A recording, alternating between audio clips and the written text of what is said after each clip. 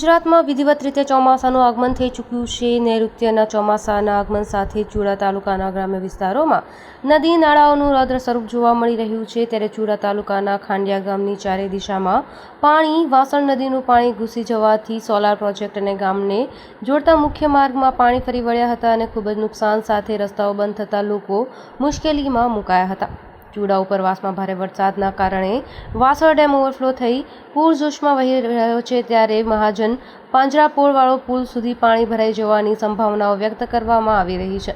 તેમજ સામે કાંઠે આવેલ વિજયનગર ગુલાબનગરથી ગામમાં અવરજવર બંધ કરી દેવામાં આવી છે. ત્યારે ચુડાના અનેક નીચાણવાળા વિસ્તારોમાં પાણી ભરાયું છે. સેજકપર, ખાંડિયા, વેળાવદર જેવા અનેક ગામોમાં પાણી ઘૂસી ગયા છે. તેમજ સોંઠા ગામ પણ સંપર્ક વિહોણું બન્યું છે.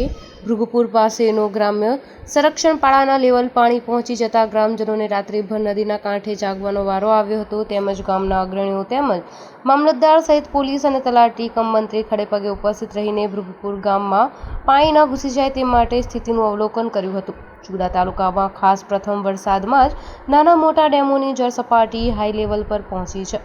Bureau report, Bharatsinh Parmar, Surendranagar.